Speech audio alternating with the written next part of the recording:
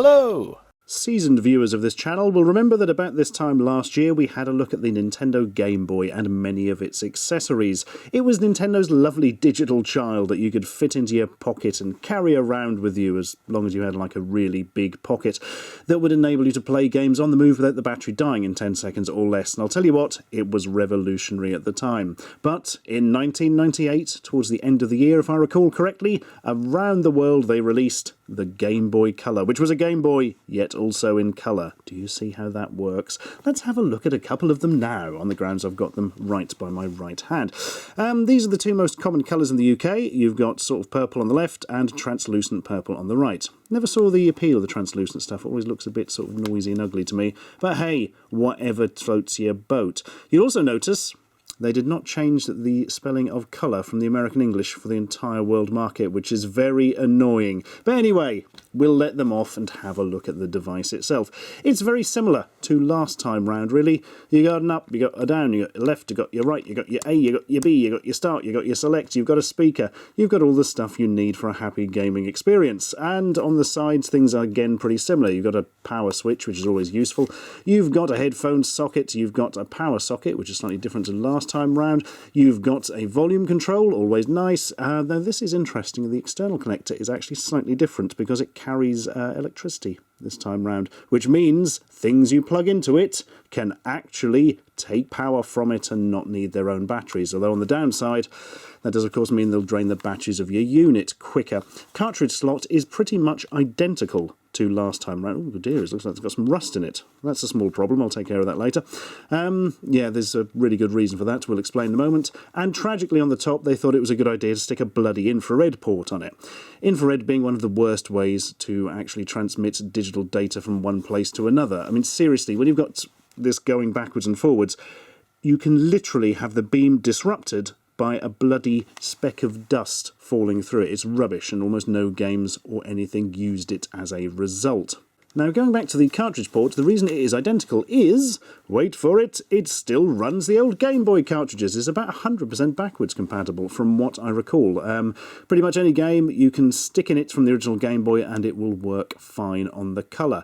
The downside, of course, it means that the hardware isn't really that dissimilar from the original Game Boy as a result.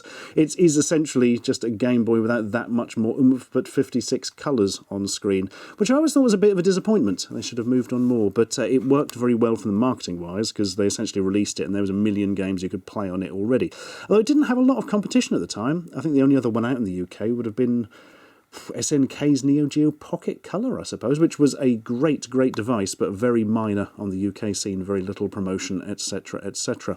Yeah, back at the time, it was something of a novelty to be able to play old games on an existing unit, backwards compatibility not really being a thing. You know, you didn't buy your Mega Drive and expect to play Master System cartridges on it, and if you did, you had to buy that massive big converter, which essentially had all the guts in.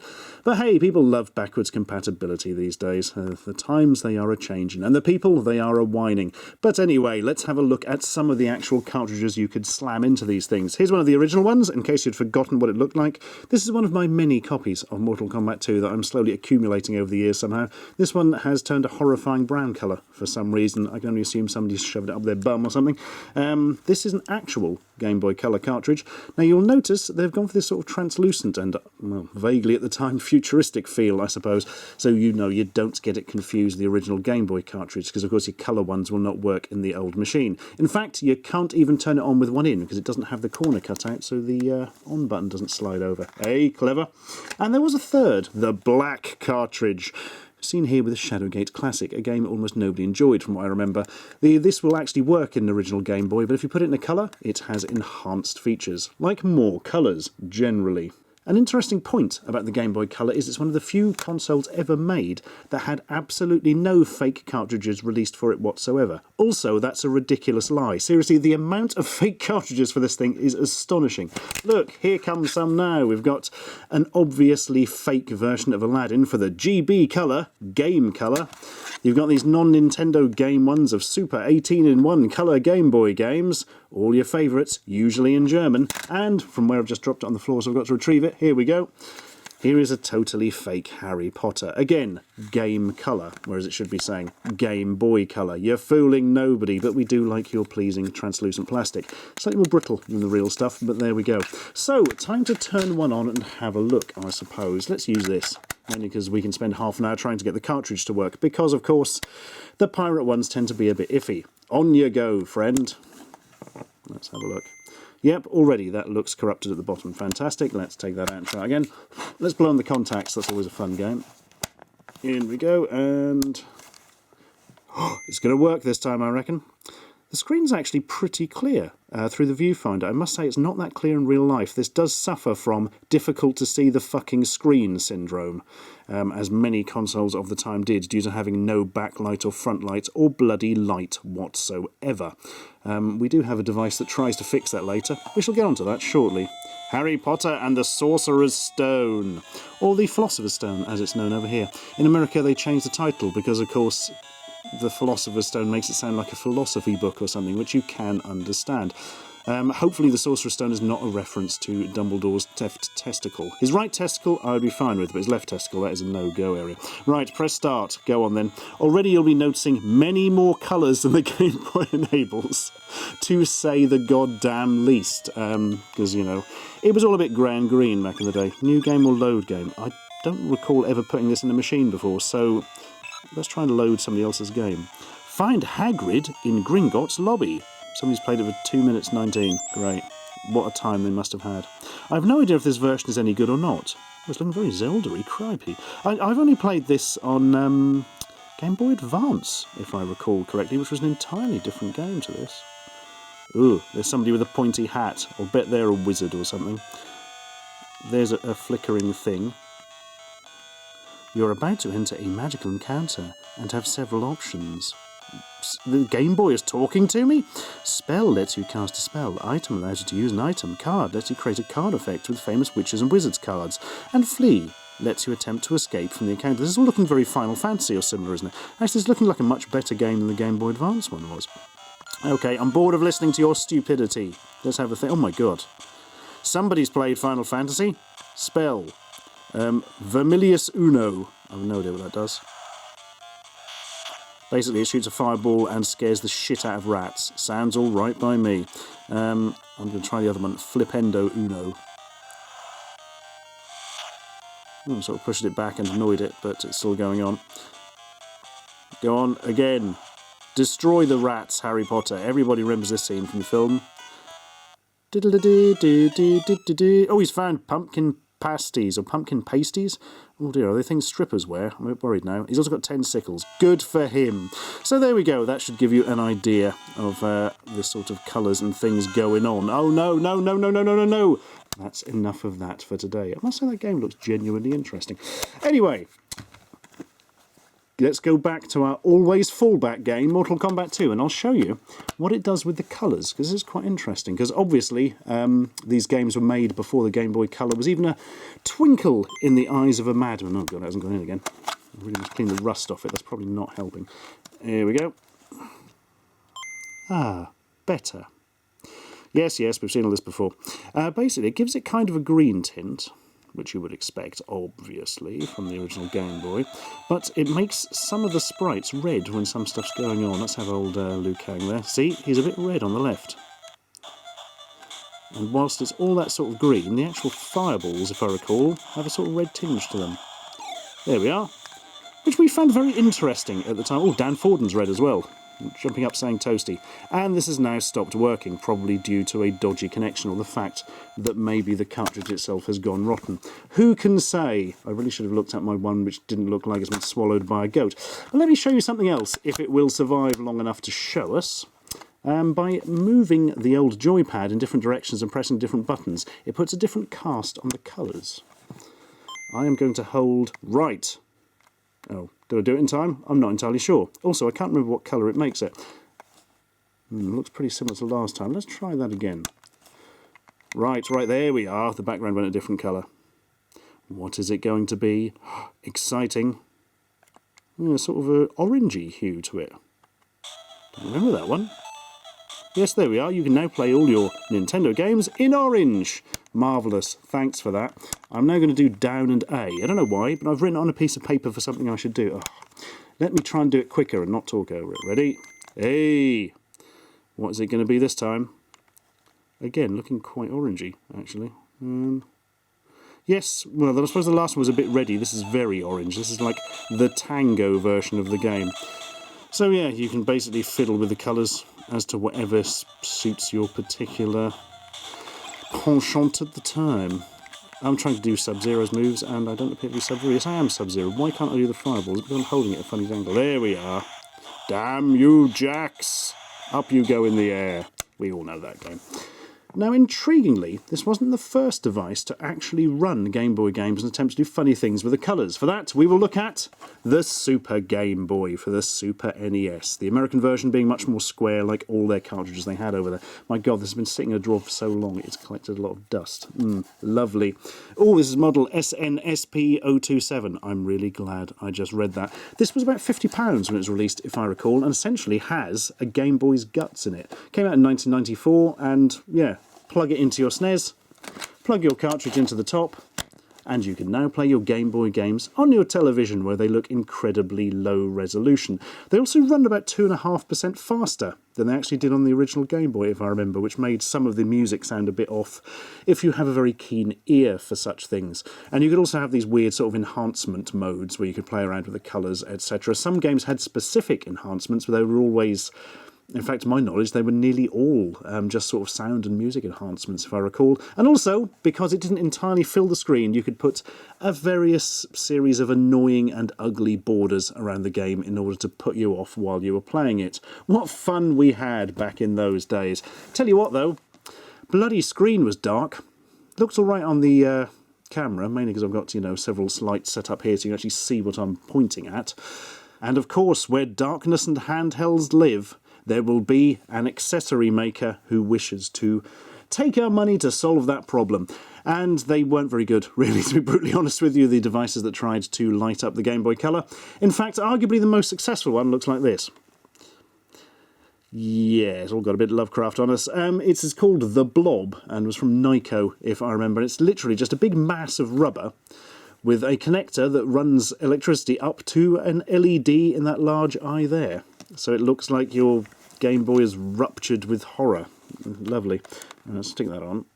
And where's my going? Gear in there. Thank you very much.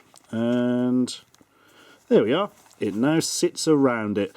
So your grandmother is really confused about what the hell you are doing. Turn it on and, man, this switch really sticks. There we go. You've now got a massive LED that lights it. And the problem is, if you hold it like this so you can see the whole screen, you see a massive reflection of the LED, as you are probably seeing from there, slightly exaggerated.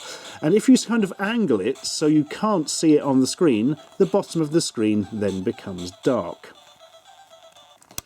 And I tell you, that's arguably the best light they actually produced for it. What joys! But it wasn't the only accessory, of course. You've also got infinite joys like this small radio that you attach to the side and can ignore the game music and sound and listen to Jazz FM instead. It actually works absolutely fine to this day. I'm not going to demonstrate because recording from a radio station is a really good way to have your channel kicked straight in the knackers.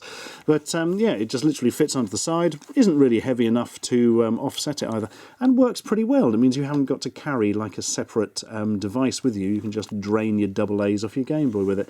Fairly impressive in its own way. And here's arguably the most obvious of any device that came with it, the mighty LinkUp cable. Play your friends at Tetris and then have a fit when they beat you and you get really annoyed. Yeah, plug them in and away you go. Interestingly, this one works on the Game Boy Advance and the Game Boy Color, which had the same port. You can literally just switch it to and fro. And there's even a little multi-tap thing so you can plug a third person in. Don't know who made that cable, but it's a good design. Well done, cable people. But Stuart, you ask, how will we run our homebrew games? By which you mean, how will you pirate the games like a naughty one because you don't even want to buy these shitty knockoffs? Well, the answer to that, back in the day, was something like this. A mighty flash cartridge and a cable to connect it up. You would essentially stick this in your Game Boy. Notice it can be used on the original Game Boy as well, if you so desire. And plop that in there. and connect that to your computer's parallel port. Remember those? Which probably means it didn't work half the time and took 90 years to actually transmit any data. But hey, yeah, it's interesting this. I've never even tried to get it working, to be brutally honest with you. I've just got whatever was left on there from the previous owner, where if we have a look at it now, we will discover a couple of interesting things. There are actual homebrew games in it. Amusingly, he has Mortal Kombat 2 on it. Which is like the very last thing I would need on a flash cartridge. I've got so many of the bloody things anyway. And the terrible Double Dragon 3. Contra Spirits Contra, they're all right. That was a decent version of Street Fighter Alpha. And there's some guff here. But this is what interests me. There's a version of Jet Set Willy and Manic Miner. Very popular old early 80s British games. Bung! Yes, thanks for that. Thought it was FIFA for a minute. Hey, so see, because yeah, let's just get on with it. Here we are. It works really well. The screen has to scroll slightly because it's not as high resolution as the Spectrum was. But the whole game works perfectly. All the timings are there, it all looks the part, it sounds the part. I can barely see what I'm doing through a viewfinder, so I'm probably not going to last very long. I'm going to try and do the level though. Walk away, mechanical freak. I have keys to collect. Oh yeah, it's all coming back, my God. This really does sum up the early 80s for many British people. Can I do it through a viewfinder? Oh my God, it's looking good. I've got to get back to that flashing square in the bottom right-hand corner. Oh yeah, come on then. Do I actually want to be going this way? I'm sort of worried now. Oh yep, there we are. Run! Run, Miner Willy! Get out of the central cavern and go to Eugene's lair and all those other places. Oh my goodness. Oh, I didn't do the little thing where it goes, and the remaining air goes down, but we'll let him off. Ah. Just going to revel in the nostalgia there for a second. Absolutely marvellous. Yeah, that was... These were quite popular back in the time. I remember there was a big resurgence of these when the Game Boy Advance came out, and they had various different cartridges and methods of bloody transferring data over, and all the things you had to do in order to make sure that the people who made the games didn't get any money, so that you could then wonder why they didn't make games you liked anymore. A modern version, now that the format is dead, is something like... If I can actually find where I put it, here it is. An EverDrive, which is literally a case of, you guessed it, an SD card. Stick all your games on them, stick them in the cartridge, and away ye go. What it does is it has some flash RAM in there, which it uses as effectively the cartridge, and then there's a front end which will copy data from the SD card to the flash RAM, and away you go. I actually have loaded on here Shantae, a game where a sort of platformer where you control a genie who is protecting a pirate town. It's all a bit odd. It's considered arguably the greatest game on the Game Boy Color. It was released quite late in its cycle as well, so it's relatively rare. Right, if I can remember, there is a button. Ah, here we are. Start. Does that do it? Yeah, that lets you go straight into whichever one is already loaded into memory. WayForward Technologies. Developed by WayForward Technologies. Yeah, we'd guess that. You put your big logo in the middle, lads. Away we go. Distributed by Capcom. That's all usually a pretty good sign back in the days of the Game Boy Color. And if it ever starts, you can see some really bloody nice animation, actually. I haven't played this for years. There she is, with her weird finger. File select, file 1, that'll do. Wait for it. Oh God, I remember this, yeah. This pirate arsehole comes along, fires a load of cannonballs up in the air, one of which screws up Shantae's house. Don't know why she has a house, thought genies lived in bottles, but hey, what do I know? I'm not a genie expert. What? Not another pirate? Oh, I've got some sort of status screen. That's what we call pressing the wrong button. Attack. That was probably all one sentence. I'd better warn Scuttletown. Yes, you go off and do that, whilst being really nicely animated. And away. Way up. And you see it starts dropping cannonballs that you have to dodge. I'm sure you've probably worked that out already. The shadow giving away where they come. Weirdly, her attack mostly involves whipping her hair into people's eyes, which seems a little bit schoolground to me, but there we go. You get the idea. It's a very nice game, very nice platform. Very reminiscent, actually, of the Disney platformers on the Mega Drive and Super Nintendo and all that sort of stuff. But now we must look towards the future even more. Because if you want to play Game Boy Color games, you kind of want to do it on a unit where you can actually see what's happening on the fricking screen. So we're going to go back to this Game Boy Color here. For you'll see, this one has been modded by the good people at Game Boy Mods UK in order to have some LEDs down the front here for a bit of front lighting. Oh my god, I can see the screen! It is indeed a Christmas miracle. It probably doesn't look that much different to you at home. There's a slight bit of what I would call foot lighting, where you can see the different LEDs along the bottom, but that's not really showing up on the camera, but it's very, very well done, this. It's quite subtle, it's a good effect, and it means you can actually play games and see what's happening on screen. But wait, it is arguably not the best option. For that, we have to go over to the pirates again. Weird, isn't it? And I don't mean the ones from the Shantae game, I mean the people who are illegally ripping off games copyright. For the GB Boy colour. Yes. Ooh, I spelled colour correctly, didn't notice that. Yes, they have actually ripped off the entire system with a hardware clone, unbelievably. Here's the box it comes in with all sorts of interesting information. 56 colours is mixed to 32,000 colours, yes. The new style construction and economy power technology, tremendous, support multi-person games. More colours for choice, and new front light screen much more better. That's the important bit, because this screen is much more better. It's also not front lit, it's a proper backlit LCD. Right, turn her on. GB Boy! Hey. And it comes preloaded with 188 games. So, you know, you can get straight into your piracy before anything really happens. Yeah, thanks.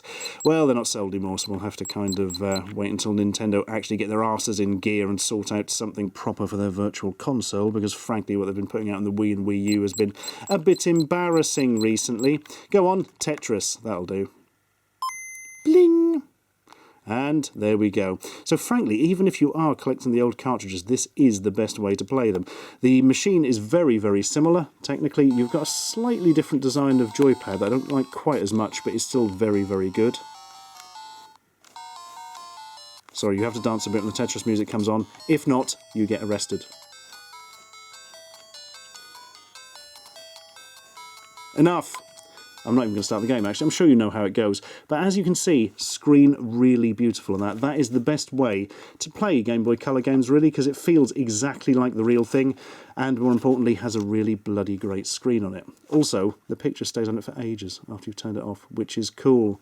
Plus, instead of Nintendo, it says Kong Fang. I mean, seriously, what more do you want out of life?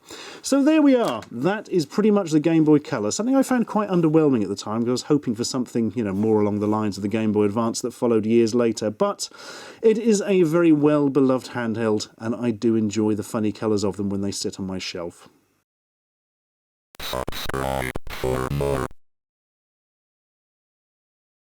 Little extra thing, because I can't think of where else to put it. I got this rather nice custom Game Boy from gameboymods.co.uk, as mentioned earlier, for other things, and they've added this extra chip to it. And effectively, it's massively, massively reduces the ghosting on the screen. You know, the awful motion blur. It's really, really impressive. Also, the screen is orange and lit from the front, which frankly is an amazement to me. I have no idea if these are still available at all, incidentally. The last time I spoke to the bloke who runs the site, he said he was actually moving over to, like, supplying people their own chips to do stuff. But I don't care, I've got this cool Tango-looking Game Boy, and every time people see it, they say, "My God, is that like a really limited edition one?" And I say, "No, it's a custom," and then they hate me.